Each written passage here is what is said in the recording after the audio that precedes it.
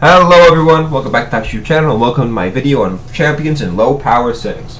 So, I'm going to explain what champions are, how they fit into low power settings, misconceptions about how they don't fit into realistic settings, and how you can use them in your stories. Let's move on. So what is a champion? A champion is a single warrior with impressive skill that they can change the time of battles alone. They can hold off an impossible charge or break through a formation.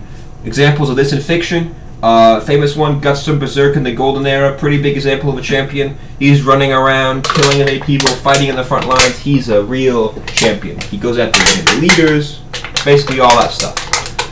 Real life examples, Viking of Stamford Bridge, look at him go. Pretty famous and notable example of a champion.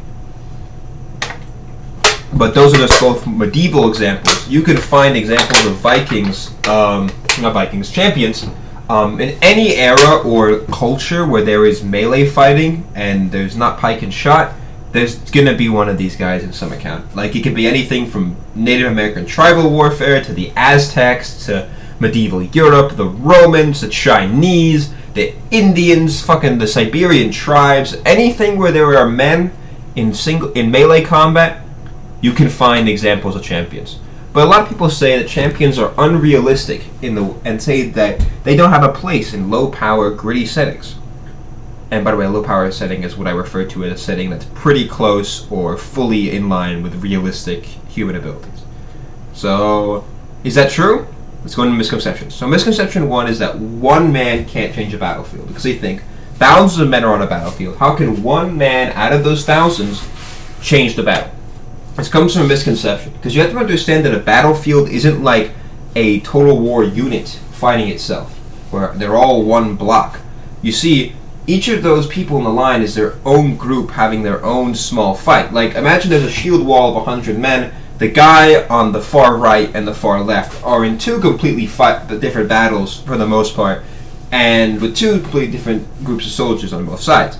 So, if you have one champion in the battlefield on one section of the fight, and you're in front of him, it doesn't matter how good you're doing on the wings. Until that fight's over and they come and help you, you're stuck with this guy, and he's killing like dozens of you. Maybe not dozens, maybe just a dozen singular. That's pretty scary on its own. Would you be able to stay and fight him? Maybe you are brave and willing to die for your king's victory. And don't get me wrong, a lot of people, even peasants, were willing to die for their king's victory. So that could happen.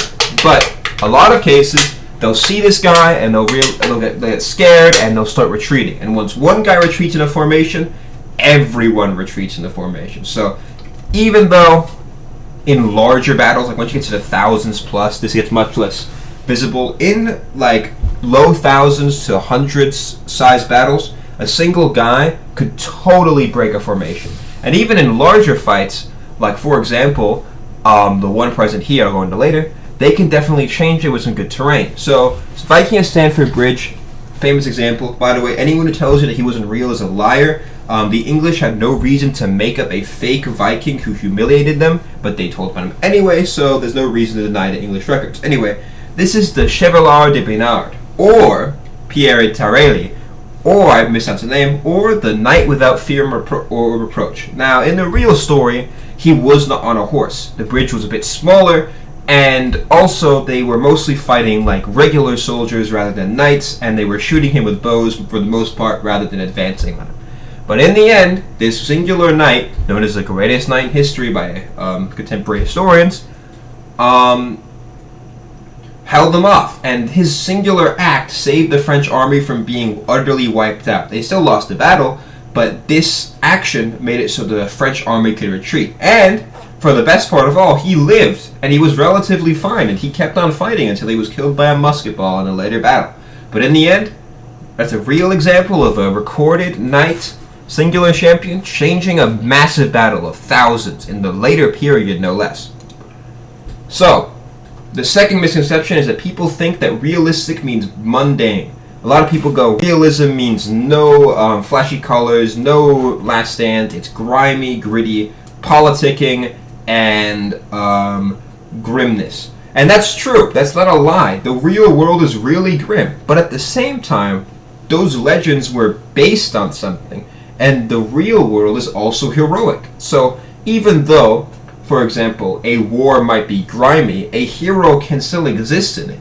Like, for example, in the battle I referred to with the Chevalier Baynard, there was a ton of looting and massacring of the population. But at the same time, there was still heroism and chivalry existing at the same time as the grimness.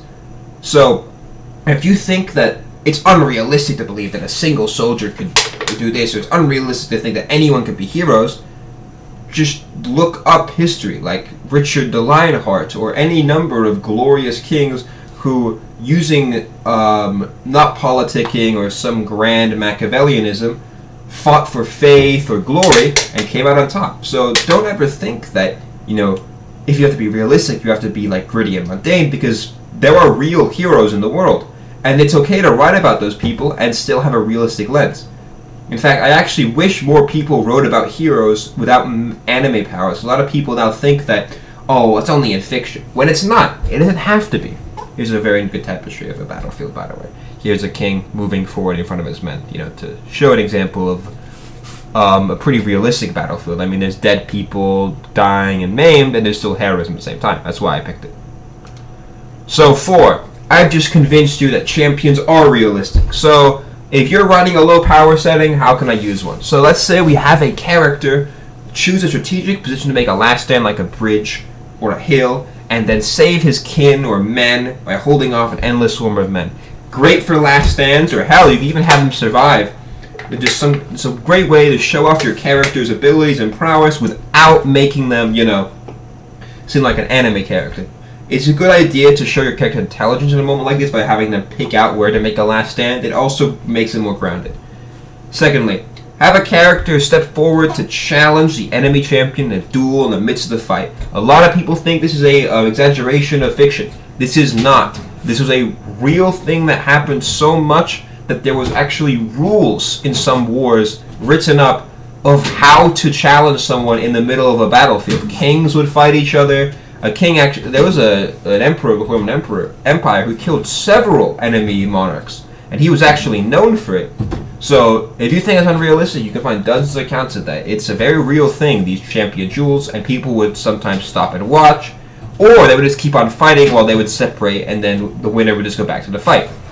And you can even have a fun subversion. You can have a character who's fully into brains over brawn, like, I'm a Mr. Logistics, fuck these idiots with their head in the cloud, and then suddenly his masterful tactical plan is disrupted by a single champion holding off his force against all hope. And then they get a ton of stuff happen from there. Maybe your character, who's all over brains and brawn, has to step up personally and fight this champion to make sure his battle plan succeeds. Maybe one of his allies, who he considers a brute, fights his champion, wins, and then he's like, oh wait, he's not just a dumb brute, he's useful.